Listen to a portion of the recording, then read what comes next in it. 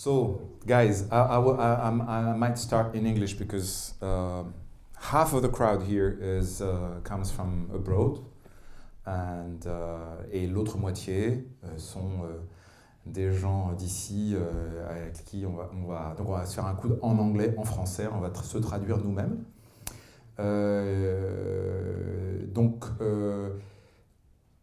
In English, we will start with a very quick introduction right now, and Patrice will tell you a few things. Patrice, we have the huge pleasure to have Patrice with us, which has been the stereographer on Gaspar Noé's film, meaning he's been dealing with a 3D conception on the set. Donc, on va se faire une petite intro d'abord.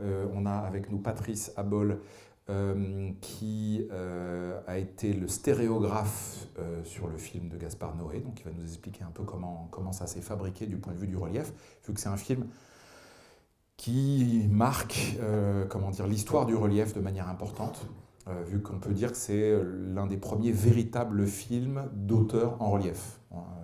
Vu qu'en gros le relief a été très balisé par le cinéma américain en relief, qui est donc une vision du relief assez réductrice parce que basée sur, en gros, du cinéma d'entertainment, du cinéma à grand spectacle avec du montage rapide, etc. Et ça fait des années qu'on hurle partout que le relief n'est pas fait pour le cinéma d'entertainment à l'américaine, le cinéma d'action. Le relief est au contraire fait pour du cinéma plus lent, plus contemplatif, plus sensoriel. Et c'est ce que Gaspar nous montre au travers de ce film, en réinventant une grammaire du relief et en écrivant pour le relief et en prenant une liberté par rapport aux règles du relief qui sont assez étonnantes, et Patrice va nous en parler. So yes, I'm trying in English now. So this film is considered in the recent history of 3D as a major step forward because most of the 3D films, stereo 3D films, have been shot by Americans, first of all, in a frame of mind, in a vision of 3D, which is very much linked to entertainment cinema, fast editing, full of visual effects, full of action most of the time. And it's for a long time we've been saying in all the workshops in Crossland Film Lab and all the people that are very much in Europe focusing on what 3D can reach, we've been looking forward a moment where we could say, yes, we can see very clearly that 3D is not a medium, is not a tool done for action cinema, for quick cinema, for epileptic cinema, I would say, but is more a tool done for art house cinema, let's say contemplative cinema, or a cinema that that very deeply is letting the viewer invest its own sensations and brain into what is happening on the screen, meaning that 2D is in a way to compensate. I mean, the fast editing in 2D is a way to compensate for the lack of space, the lack of volume, in order that the brain recomposes the volume, meaning that in 3D editing, normally, we should take a lot more time. And what Gaspar is doing is, after Pina from Wim Wenders that we've been showing in this room, it's probably the second film that really proves the fact that 3D is a medium that can be used by art house cinema, by people that are interested by creating new sensations with cinema.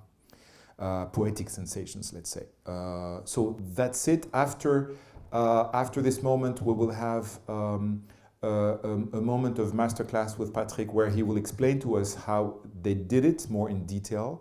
And then I will advise everybody. Now it's good that you're most of you in the center of the room.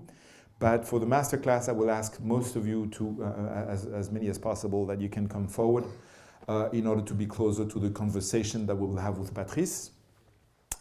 Well, that's it. For those who don't know what the Cross Channel Film Lab is, oh yes, so this is for the French, so swap into French brain. Donc pour les Français de la salle, que vous sachiez pourquoi il y a tous ces gens dans la salle avec lesquels on parle anglais, c'est que tout simplement, il y a en ce moment à Brignogan, au Groupe Ouest, un workshop du Cross Channel Film Lab, qui est un workshop au départ, qui est un lieu au début dédié à de la recherche appliquée sur le cinéma, sur les effets visuels et le relief pour du cinéma à budget limité, pour du cinéma indépendant. Et c'était au début franco-britannique, donc Bretagne, sud de l'Angleterre. Et depuis cette année, c'est la première année où le Cross Channel Film Lab devient pan-européen. Et donc là, il y a, je crois, une dizaine de pays représentés. Et donc des gens qui viennent de loin, Andrea, Kenya. Voilà, et du coup, l'idée, c'est de se poser la question de savoir comment, au travers de ce film, on voit un exemple concret de comment le futur du cinéma en relief peut prendre une autre tournure que ce que les Américains nous envoient, et qui, d'une certaine manière, la vision américaine en dehors de Gravity, qui est un film extrêmement abouti du point de vue du relief, et qui est pensé pour le relief, en dehors de Gravity, on peut dire qu'une bonne partie du cinéma en relief américain est en train de contribuer à en tout cas, tuer cette première nouvelle vague du relief qui est née il y a maintenant 8-9 ans. Et le film de Gaspard fait partie des films qui contribuent à réouvrir la voie du fait qu'un autre relief, fabriqué en Europe la plupart du temps, parce qu'il n'y a pas beaucoup d'autres régions du monde qui s'y intéressent sous cet angle-là. Donc c'est l'ouverture, et ça nous intéresse d'en parler avec vous après évidemment, l'ouverture d'un nouveau champ d'exploration pour les sensations du spectateur au travers du relief. Et voilà, ceux qui aiment ce film considèrent que le voir sans le relief ne présente pas grand intérêt. Donc on vous prévient, ce n'est pas un film porno, mais c'est quand même un film assez audacieux du point de vue de comment filmer les scènes de sexe à l'écran. Donc c'est un film érotique audacieux, on va dire. Donc voilà, néanmoins ça reste un pur objet artistique, donc vous pouvez libérer toute la bonne conscience qui est en vous. Voilà. Et ben je laisse Patrice continuer. Et puis on regarde. Et ensuite, surtout, on parle après, parce que je pense que c'est extrêmement intéressant de comprendre comment Gaspard s'y est pris pour un peu casser les codes par rapport au relief et inventer un monde qui est un monde absolument, fantastiquement pictural à partir du relief. Bonsoir à tous. Merci Antoine déjà pour cette introduction magnifique. Il a presque tout dit en fait.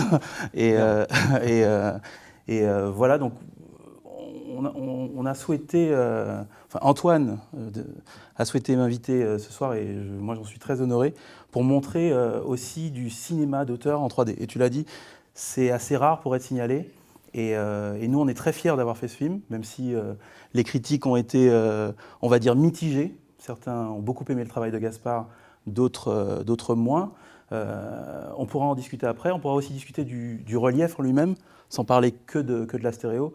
Et je vais vous expliquer un petit peu les enjeux, les challenges que représentait le film avant de le faire, pendant qu'on le faisait et après l'avoir tourné. Parce que c'est...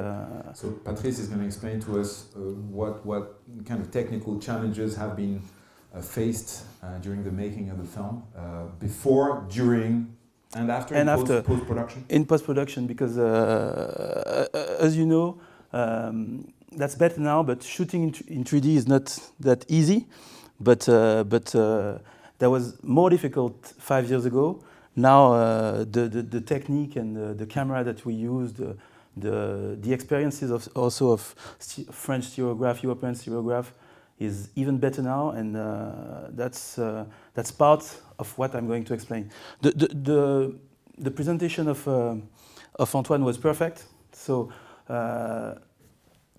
take care with your eyes. The movie will be hard for some of you, but I hope you will enjoy it. Watch every scene. If you have questions regarding any scenes, I can explain how we did it and what were the challenges that we face, and that's it. Super. So in case some of you, oh yeah, I have to translate this. En français. Oui, donc en fait, non, ce que je veux dire, c'est vraiment profitez-en pour regarder le film aussi bien en termes de scénario, artistique, poétique, comme Antoine disait, mais n'hésitez pas aussi à avoir un œil technique, que je puisse vous expliquer aussi comment on a fait certains plans, pourquoi certaines règles du relief que vous avez eues ou que vous avez vues dans des films ont été transgressées à raison, parfois, dans ce film, Et c'est ça qui est intéressant, c'est que pour ceux qui ont déjà vu le travail de Gaspard Noé, on est dans l'expérience, dans l'expérimentation, et c'est super intéressant, même enrichissant pour nous d'avoir travaillé avec ce fou, on peut le dire, et je vais essayer de vous expliquer tout ça après. That's it. Okay. So in case, if any one of you has trouble with the glasses, there's other glasses around. So please, if there's a trouble, don't wait the whole film thinking it's a shitty film with the eyes not working. These are active glasses with a signal between the projector and the glasses. So there's 0.5% chances you might have trouble. And so if you have trouble, please get up, take other glasses, and I will ask people to have other spare glasses in case, very close, okay? One last word, the movie was shot in 8 weeks. It's really tight, with a small medium budget, so that could be interesting for you guys to see what we can do with small budget, short time, good technicians, I hope, and I hope you will enjoy it. That's good 3D. Yes. Okay, that's it. That's it. Now, it's around the drink after the room that we talk about the script separately in terms of thematical content, what it says, etc. What is interesting is to look at here a very special object, which is an experience, a film experience done in 3D by a guy which has been using 3D in a very unusual way. And maybe to start, I start the first question to Patrice, who again was the stereographer of the film. It's question number one, and then you will be asking the others. It's rule number one that we've been learning here, working on 3D with the Rob team, with Joséphine and Alain and also Thierry and François also here. It's you better keep the camera slightly in movement all the time in order to slightly change the perspective and to enhance the feeling of 3D, the feeling of relief. Here we see more than half of the film in fixed shots. So this is rule number one, broken. Yes. The fantastic thing with Gaspard Noé is that the word rule does not really exist. That means that when you try to explain something or you try to convince him, you need to show first, and you need to experience it first. And as you mentioned, Thierry, because I've done this movie with Thierry Poufari. Some of you know him. He's a very, very good stereographer. Was done Pina, was done Asterix, and we broke every rule at the first day of shooting.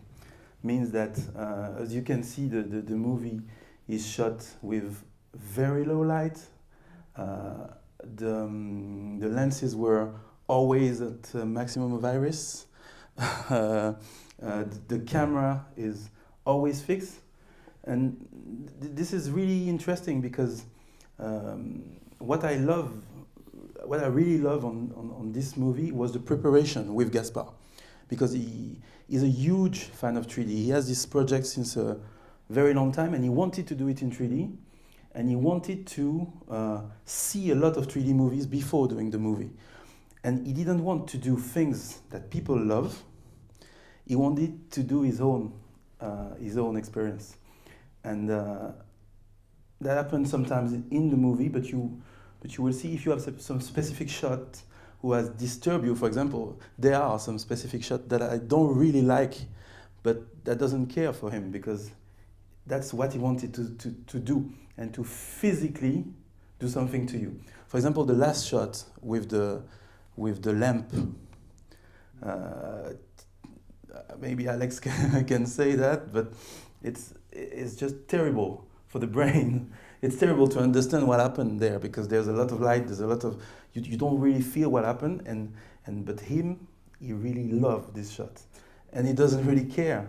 The shots with the small camera that you can see when Elektra and Murphy are playing in the bed, they are not really done for this type of size of screen, but he doesn't care because that's his own experience. So this is really weird to talk about this movie right now because all that Antoine and Alex will tell you this week, you can break them. You can break the rules. You can break the rules. You can try. You can try because sometimes he tries and that doesn't work. For example, he wanted to modify the frame rate on each camera just to test. He wanted to try to use the 3D as a physical experience for the viewer. And once in the scene when Murphy tried to take some drugs, he wanted to drug you guys and to try it. And when he saw that doesn't work, he forget about it. But he needs to test. He needs to do everything.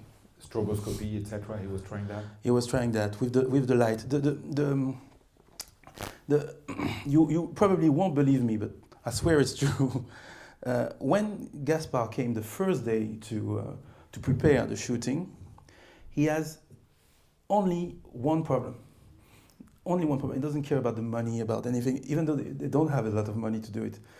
He just wanted his top shot to be done with a crane, a small dolly crane inside a small room, and he just wanted to have the smallest camera possible because the actors are not.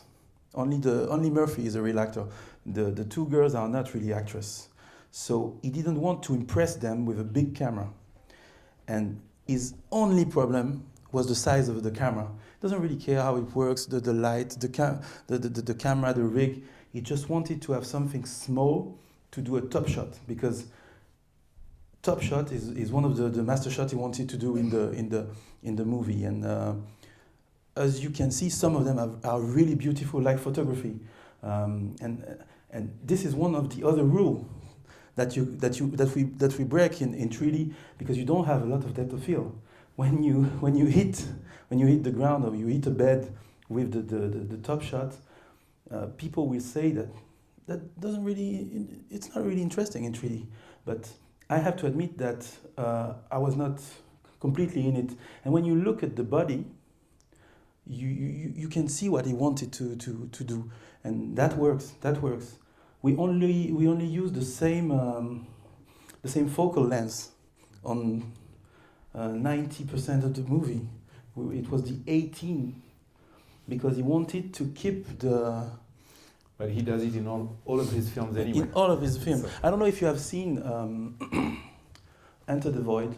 You guys know that was his previous movie.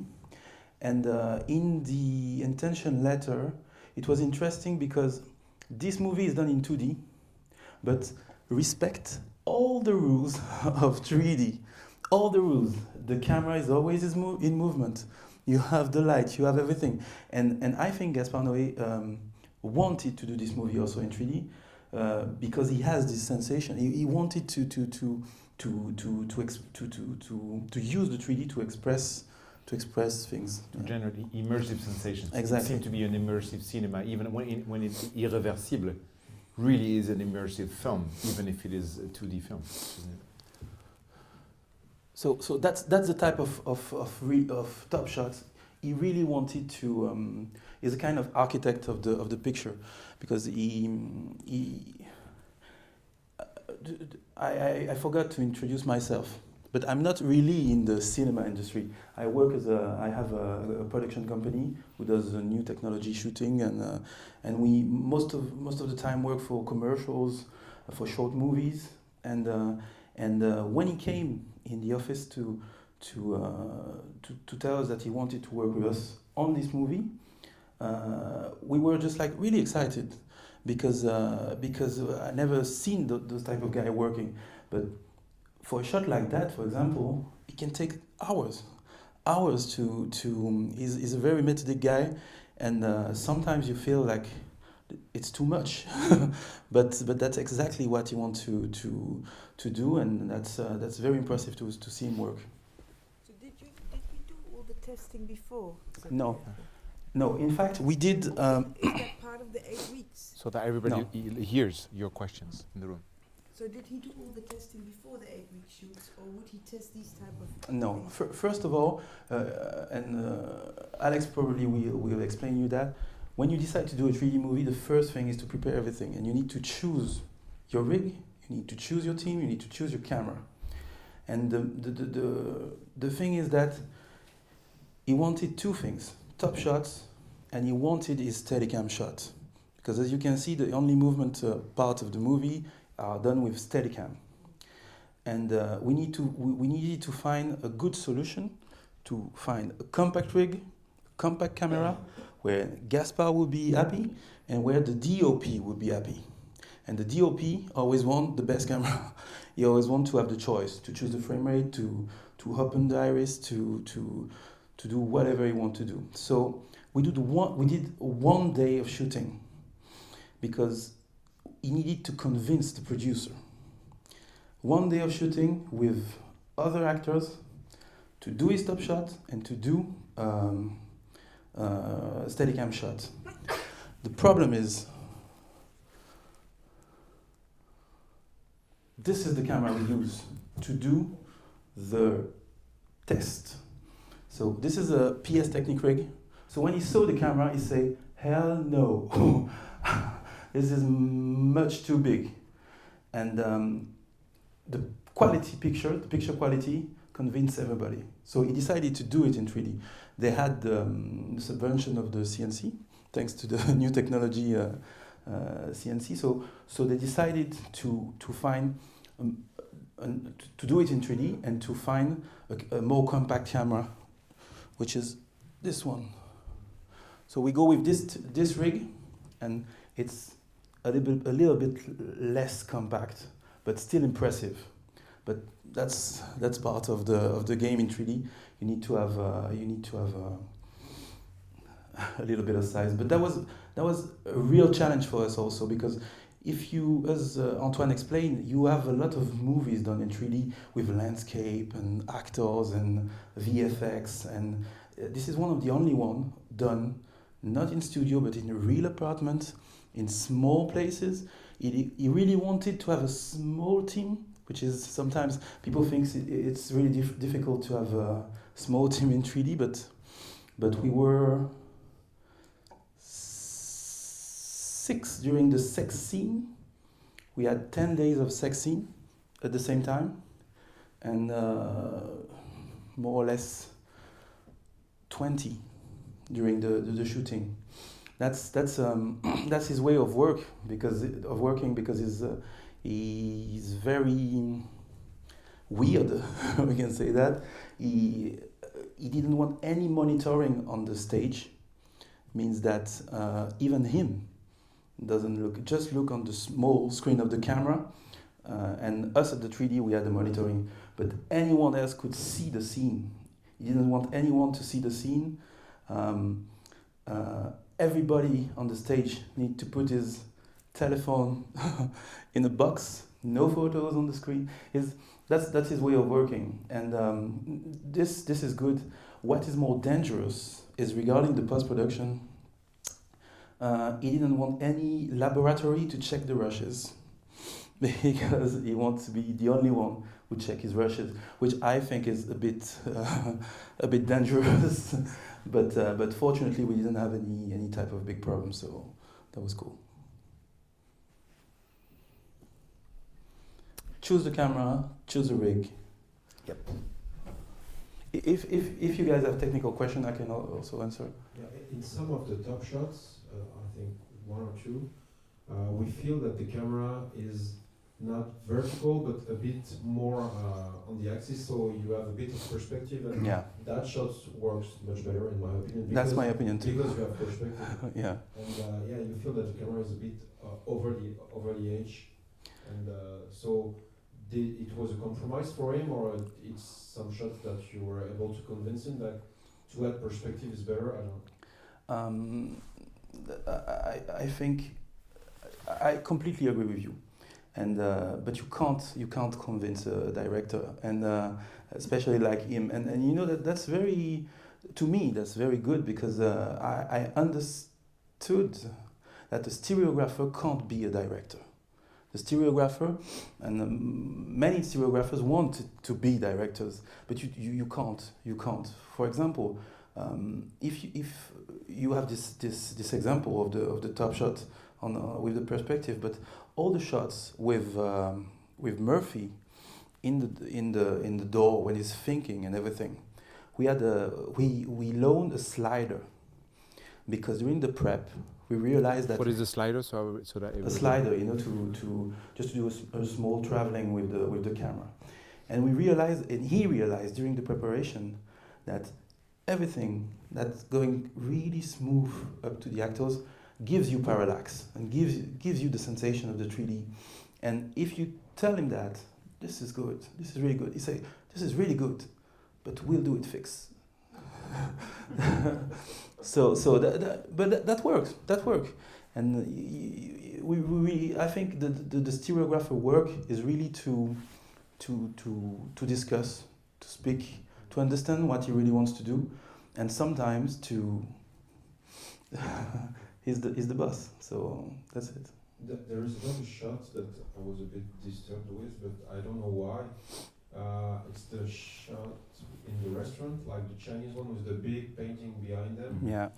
And it's strange because you feel that there is really slow traveling. Yeah. But you feel that still it's fixed. It's like there is a moving like forward and backward. I don't know why, but it's. Yeah. I don't know why I remember that shot, but this one was really strange for me. Yeah. A bit disturbing. Huh? It's a background movement. Yeah, it's a backward movement. We did use the slider on this one, and this one is really, really strange because the painting looks like a perspective, and you feel like there's a window behind. But it's just a painting; it's the wall. And if you look at the film again, you will see that there is maybe 3 or 4 shots with a big background with landscape during the traveling. All of the shots you have 5 or 6 meters with a background, which is sometimes you can say that's not really the rules in 3D. And this one is special because you can really feel your brain is telling you that there's a perspective, but your brain is smart enough to say no, there's a wall, and that can be disturbing for you. But I thought it was interesting to shoot it, yeah. And we did use the slider to do a real small movement. All the shots are done with fixed lenses. We never use zoom, and there were Sumilux, Leica Sumilux. And did you use another lens for? I think I remember of one especially, but for the really close-up shot, there is one face close-up shot that is working really well. Wow. Because you have a really small depth of field, so it's really blurry. And we use it once. Yeah. And so then you have to change the lens. No, yeah, we did change the lens, and the thing is that less the director but more the production part were a bit afraid that 3D takes time, you know, during the shooting, and that is totally wrong. I really want to say that. Of course, 3D is a bit expensive. It's a bit more expensive. You have 2 cameras, sometimes 3 cameras. We never know. You have 2 set of lenses, but 3D doesn't take more time than any other shooting. If you have the good camera, if you have the good technician, especially on that type of shooting where the set is so important for him. I mean, each and every movie you see in the library are completely aligned, and he wanted.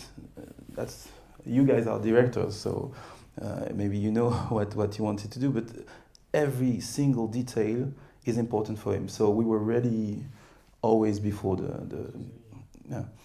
So 3D doesn't take more time than 2D. Very important right now. Right now. Now. Now, because 5 years ago, yeah, that wasn't true. 3D, But it takes more prep time, no? but it takes more. Prep time. Usually the 3D team waiting for decoration, for everything. No, but if you say you did all the experiments before the 8-week shooting, then you do all the tryouts. We did only 1 day of experimentation. We did only 1 day just to convince people that we can shoot 3D in small places, and we can have something terrible by shooting bodies in 3D and with low light. Beautiful. Yeah, beautiful. No, sorry, that's a French. Is there a special issue in terms of lighting and lens, not lens, but aperture opening with the We are extreme close-up? I think about the close-up of the eye, like the macro shot. Hmm? Is it something, because obviously there is almost no 3D on that shot? Yeah, when you're really close, no depth of field. There are some people are sometimes disappointed because but Gaspar Noé really wanted, he didn't want to do any type of large amount of 3D. He really wanted something natural, and this is one of the first things he said. And even though the movie is important in 3D, he didn't. For example, we used positive parallax one time just to make the laugh with the finger, and sometimes with. No? Sorry? The smoke, that was positive? The smoke also, yeah. That was my idea, the smoke. Sperm jumping out of the tree. And the sperm jumping out of the tree is the only VFX shot. Yeah. I swear, that was really hard for him. Don't you feel Thank- relieved, guys? Yeah. It's VFX, no worries. Yeah.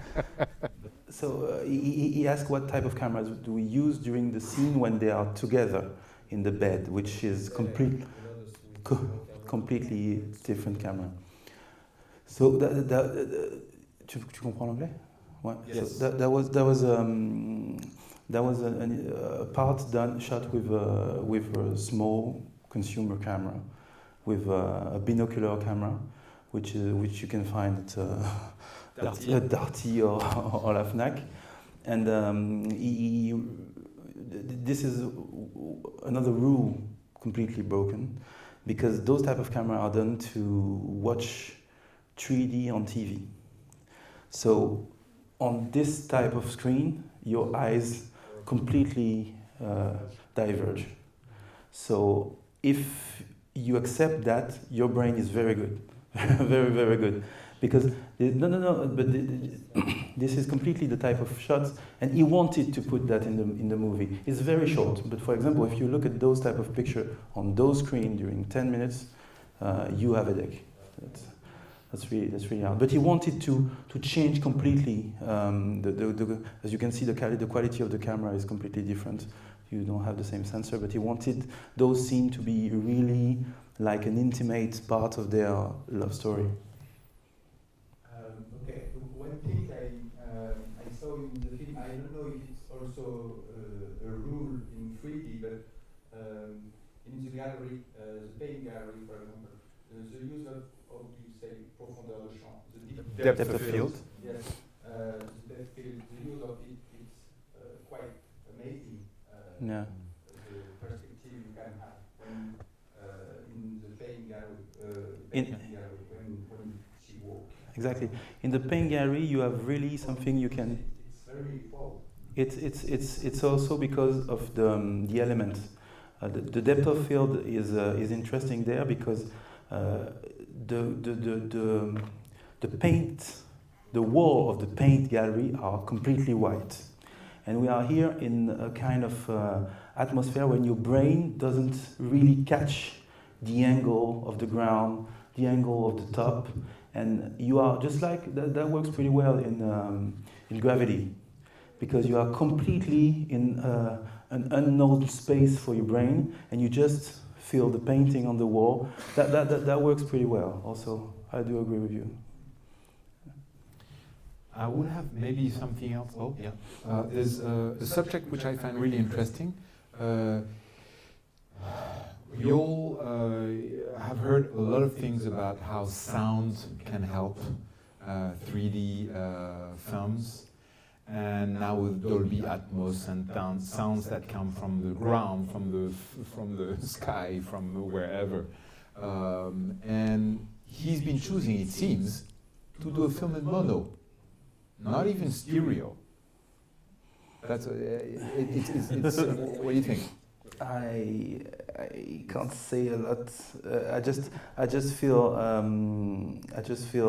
admirative. We can say that.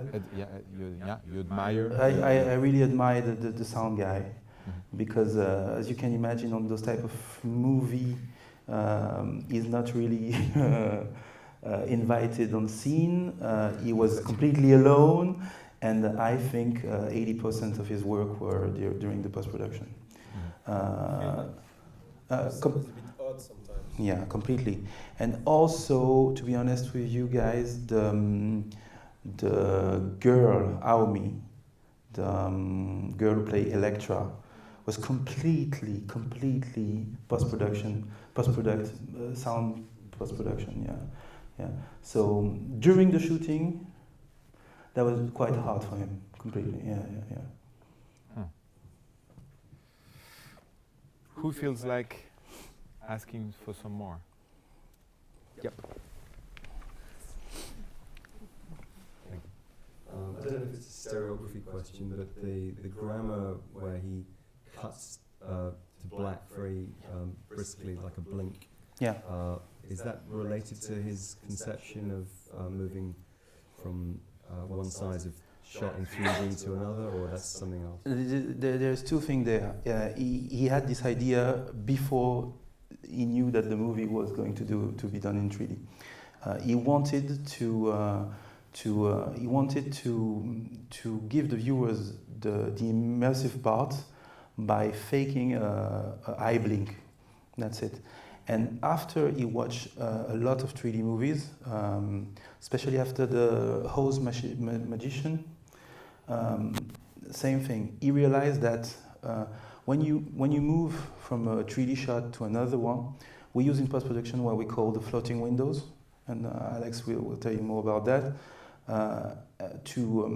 not to create a too bad difference between the budget between two shots.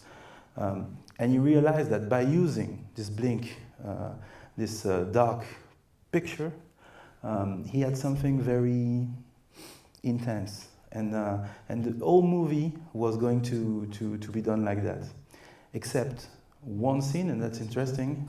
The scene when Electra meets Murphy. I told you he had two ideas in his mind: top shots, Steadicam. This scene was supposed to be 8-minute Steadicam shot. I don't know if you guys have seen Irreversible, which is one of his first movie, and you have an awful, how we can say that, really hard shot by Steadicam. And Gaspar Noé always wanted to do technical things in his movie. So he did the Steadicam on Irreversible. He did the top shots also flying in Enter the Void, if you see Enter the Void. And he wanted to do this 3D shot in the park during 8 minutes, which is completely impossible. Impossible for the Steadicam. Yeah, still. Because we did this shot with 3 different Steadicameras. The first one said, this shot is impossible. He didn't succeed. The second said, this shot is impossible. He didn't succeed. So he made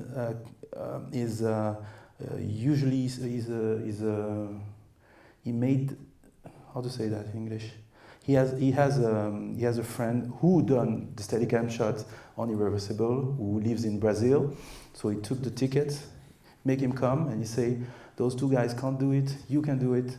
And the guys say, this shot is impossible in 3D, because this is the rig of the Steadicam, and this is the famous Thierry Bouffary, and the guy on the left is the Steadicam, Eric Catlan. They tried to do it, but it was impossible doing. I don't know if you, in Paris there's Les Buttes Chaumont, which is a big park with stairs and hills and valleys, and he wanted a Steadicam to do that, and it's human. It's completely impossible. So he used the dark. With the new rig that With min rig, it's with possible. Min's rig, it's possible now. With With min the rig, rig it's that you're possible. going to see tomorrow, it's possible now. Yeah. Because it's only, what, 5 kilos? I'm pretty sure because some of them were shot in 3D, right? And crazy movement with Steadicam In Birdman, yeah. Birdman was not shot in 3D. It wasn't? No. No. With one camera, maybe you can do it, but But and even in Birdman, it was it was flat. Yeah. maybe, François, the Steadicam of Wim Wenders in Pina, is he Some very long shot. but he's Yeah, that's what, right. 120 kilos? Or? He's not a big guy, he's a small guy, but very, very strong. And he makes some long, but maybe Not that long. not on the same kind of groove with Yeah. variation, you know. That's But to be honest, even in they tried the guy who tried it first is Philippe Bordelais, which is one of the best Steadicammers in 3D. He had built rigs, and it's the shot was really impossible to do. I will see it.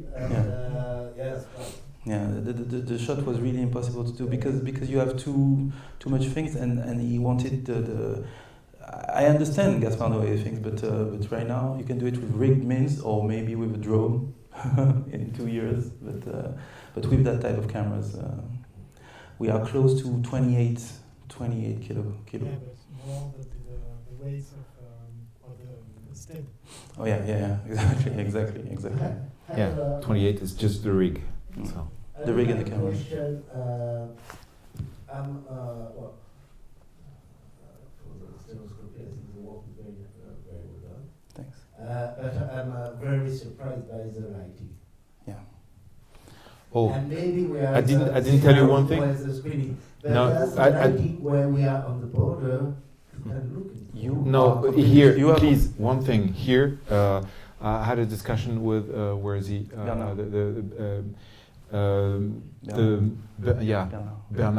for the, no, Gérard, pardon, Gérard. who is heading this cinema, and Gérard, it seems that the people that have been doing all the, how do you say, l'étalonnage of the apparatus, you know, I mean, we've seen this film in other cinema. I've seen it twice before, and it's not that dark. Here, it's crazy. It's a problem with the projector. It shouldn't be that dark. Today, yeah, today it was really dark, and some shots you can imagine. But to go in your way, the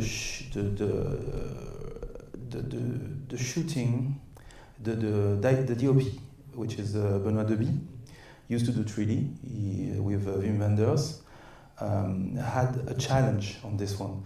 Everybody had challenges, and the challenge with Benoît Deby is that Gaspar Noé didn't want any projectors on the set, and that's not a joke. It means that he had a Joker Bug 800, and that's all. And he liked the movie with how to say that? Des ampoules survoltées. LEDs? No. No, there's no. Just normal. Normal lights. Photo floods. Yeah, because how do you say that? Is it photo floods? No. Comment dire ampoule? Bulbs. Normal bulb. Normal bulbs Daylight. with much more power in That's a photo flood. it. Sorry. So that was part of his challenge. He really wanted to do something like that. No projectors. So that this is one of the thing that was interesting, because, for example, when you learn 3D by the Europe school or other school, you learn that you need to put your eyes at 8, 5, and we were always full open. So Yeah, but if it can be a part of the production, I will not push too much. Sometimes it's really boring. sometimes we're able. Or just acceptable. And also with the active glasses, it's even darker. Yeah. You lose a lot of detail, and detail is so important to watch 3D. So at the same time, when the part of the picture is totally black, you lost totally all the referencing and you depth cues. There's no depth cues. Look behind the body. It's really strange. What I felt is that he's really playing on that in a few moments where the characters are really on the foreground but black, like cut out, and behind you have like more light, like in the disco, in the disco and things like that. So they're really like cut out shapes, and then you can see behind, and they're really masking the background. That's almost the opposite. As it doesn't have any projectors, that's exactly what Antoine says. He tried to find depth clues by using the lights in the background of the rooms, by using also stroboscopic lights to make you feel sometimes the depth, and that was hard for us also, as you can imagine, because when you try to do those type of shots to set your 3D, that's really hard not to have enough elements to do everything. But that was part of the challenge at the beginning. We wanted to do a movie in small spaces, low light, and to keep focus on the story and on the bodies. I don't know what you thought about the fact of having so many fixed shots in 3D. I think that very often they were very amazing. Yeah, it worked perfectly well. Yes, you've seen in the bathroom at the end, the shape of the body, the feeling, what we're going to talk about tomorrow during our little experiments with Francois, the notion of presence, the physical, the body presence, the human presence, the feeling of presence is it's very amazing with completely fixed camera. No, this is normally the kind of thing that you wouldn't completely. I mean, of course, you've done it already, but normally you would be tempted to say, guys, let's make it move, slowly,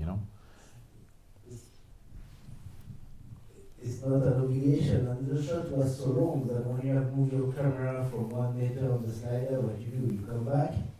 And I think when you get some shot of 6 minutes, maybe you choose to not move, because if you move, the movement will say the same. Here it seems that there is, 3D really opens the field for, feature film done with 10 or 20 shots, that is possible. So it's just a question of, please screenwriters find stories that you can tell in 20 shots.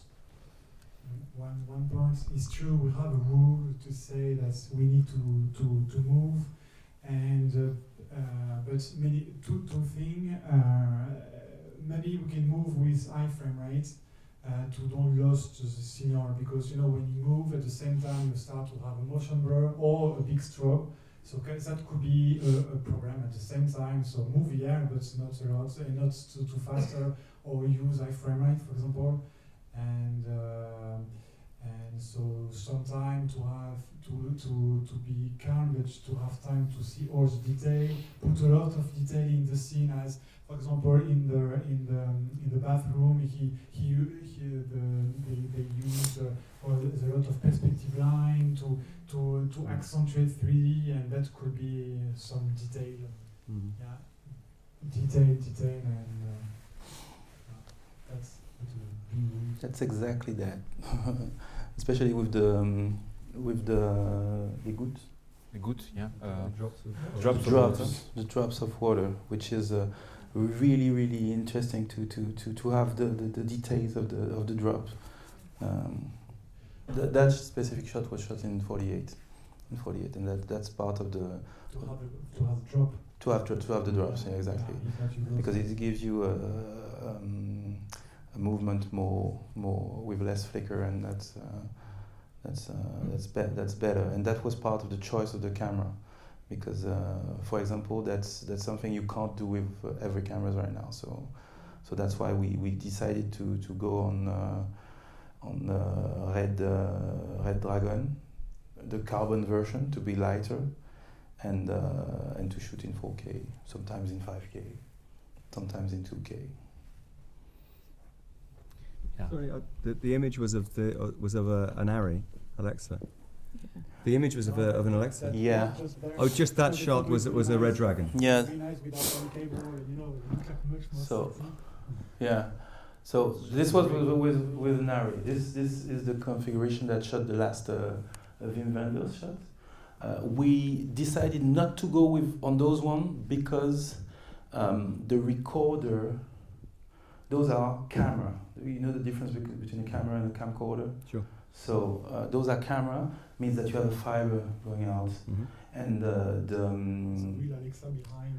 yeah, and Gaspar Noé did not want any fiber, anything comes out of the camera. He wanted to put everyone outside of the room.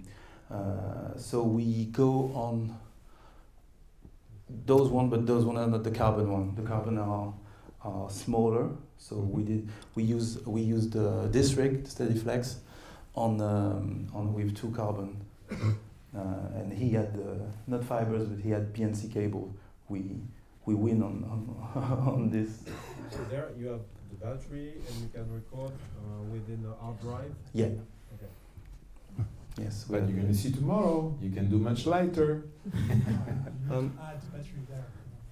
You need to add. But if you have- Yeah, no, but I mean, the thing is, it's a complete system. It's a that complete system. You need to don't. be remote. Yeah, you don't have any recorders. Yeah, you need the remote for the lens remote, and but you have. Oh no, sorry. This one is not the complete system. You miss the remote of the parallax. You miss. Like some motorized system. Yeah, exactly.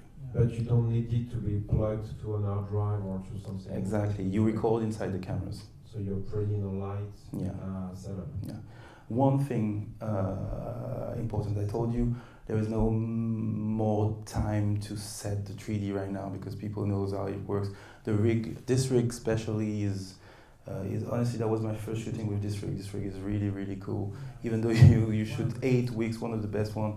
I mean, I did 3D since 7 years, so sometimes you use a rig and the day after you need to reset everything and every shot. With this one, you just set it once and you have the 8 weeks. So this is a real good rig. Come from Germany, so. So Dutch Qualitat. What do you mean? It's come from Switzerland. That's it. But even though it's really faster, something Gaspar and his production crew didn't really realize is the amount of data. When you shoot with those rigs, sometimes in 4K because you feel like you want to do 4K, sometimes in 5K, you realize that the hard drive are very big, and the poor guy at the back, I admire him also because you have a large amount of data, and if you need to do the backup each and every night, and you don't want to sell the rushes at the laboratory, that's kind of. But then, guys, low budget, 4K, not needed. Not needed. I Point. completely agree. Completely agree with you. My question is not technical, just I imagine it was very difficult for actors to work in this condition. It's really very hard. Yes. That was not. I can't speak for them. I can speak for me. So you can. I can speak for me. Me, as I told you, I have a production company, and once my friend Antoine here told me that you are not a real production company if you don't do a porn movie.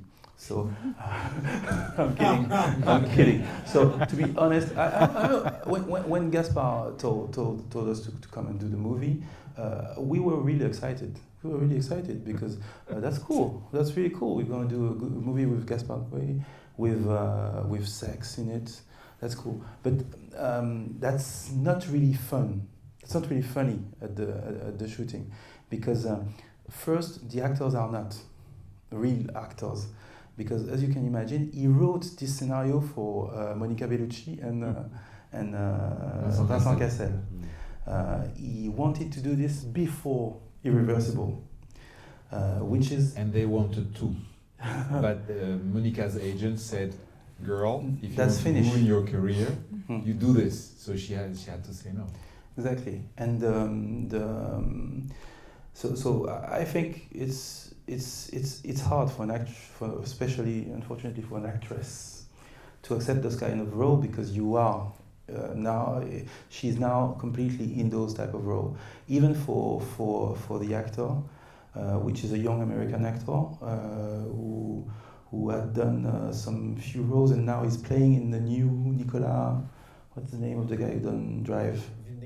Yeah. So he's the main role now in the. So it's not a big problem for him. The shooting was a bit hard, so that's why Gaspard decided to do it in a really small crew, to do it in a very small time, 10 days, to do all the sex shots in 10 days, and to be honest, he experienced with the cameras, with the tools, but he also experienced a little bit with the actors. He really wanted them to meet before the shooting, and I'm quite sure that he wanted them to really fall in love, because for example, Which happened, no? Huh? Which happened? I don't know. To be honest, The first 10 days or the last 10 days? That was the first 10 days. But for example, he chose the girl first, and I think the girl chose the like the guy. guy, yeah. The girl chose the guy because he had to find this synergy, because between both actors to have something credible. If they can't see each other, that wouldn't work. Near the bed, there were only Gaspard plus DOP. They were just the two of them. Close to the bed. That was his first idea, but that was not possible, because even though they knew how to manage the camera, they needed someone inside the room to manage the camera, because they wanted to test things, to change frame rate, to change ISO. So in the room during the sex scene, you have Gaspard, you have Bernard Deby, the DOP, you have the focus puller, which were with them, the sound guy when he was invited, and the one stereographer inside the room with the transvideo, and the other one was with the monitoring, watching both eyes to be sure that there is no problem. So that's it. There were some doubleurs or not? Sorry? Doublure? Yeah, doubleurs.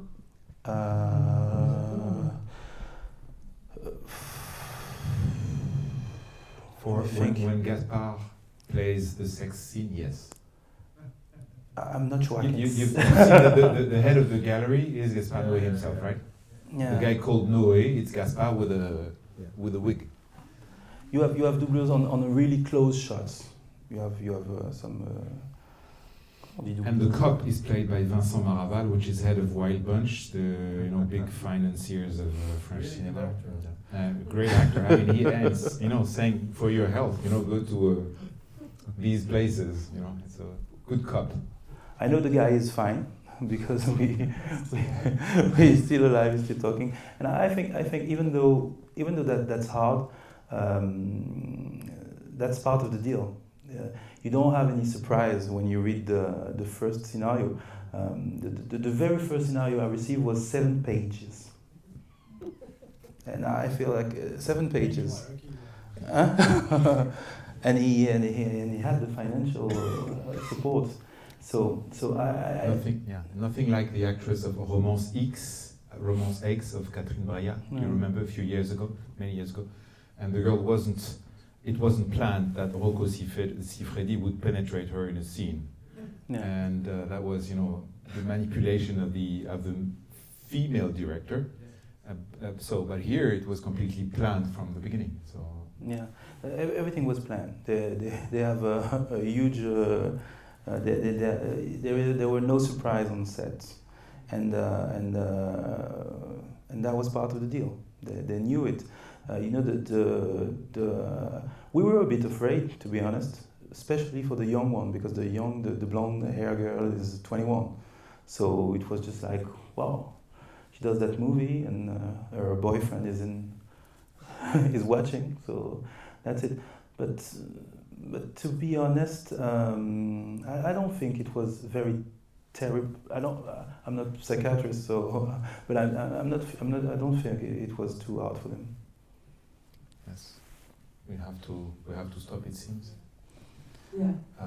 I have just a question for the crowd, just a small question, because when we released the movie, it was really interesting to know what people feel about the interdiction of 16, because the movie was under, how do you say that? Because initially,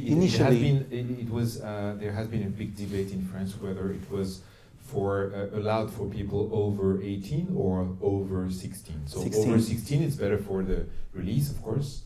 And at one point, the minister of decided to put it over 16, and finally the Catholic Association decided to fight to have it under 18. Over 18. Over 18, and that I think that's really interesting, because one of the okay, it's sex. You have drug, you have sex, and an interesting point that Gaspar Noé is defending is with his little 15-year-old girl, and he was saying that his girl is 15. In 1 year, she'll be 16, and his previous movie, which is Irreversible, previous, had a lot of violence in it, and was over 16, and a lot of violence, rape, kidnapping, and everything. And he was saying that this one is over 18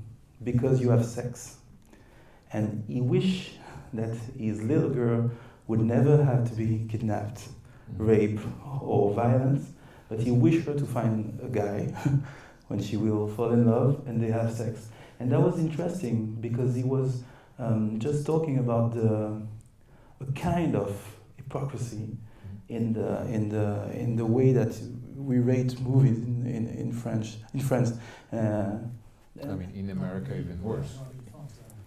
In France, in America, and the way they treat violence at cinema, especially. But it's a love story, no? What do you think?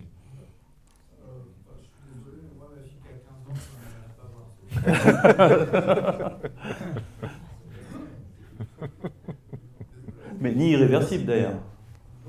Ouais. Ah non, non, mais par contre, je suis d'accord sur violence sexe. Ouais. I said that my daughter is 15 years old and I don't want to see but she will not see irreversible. So. Neither. You're overprotective. It's okay to watch movie with 1,000 people dying. Do you know that? Yeah, a recent study is establishing the fact that there's 99% of kids today of 10 years old that have all watched porn through the internet. 99%. So, and this is porn. What we've seen is not porn. I mean, it's heavily, it's loaded erotic film, but it's not porn. And what's really interesting is that when they put the movie over 18, it was one of the favorite movie by this people. Young people wanted to see it. That's. Yeah, we'll continue tomorrow. Tomorrow. Thank you very much for all of you, and hello to all our BTS friends. BTS friend. And this cinema belongs to a priest. It used to.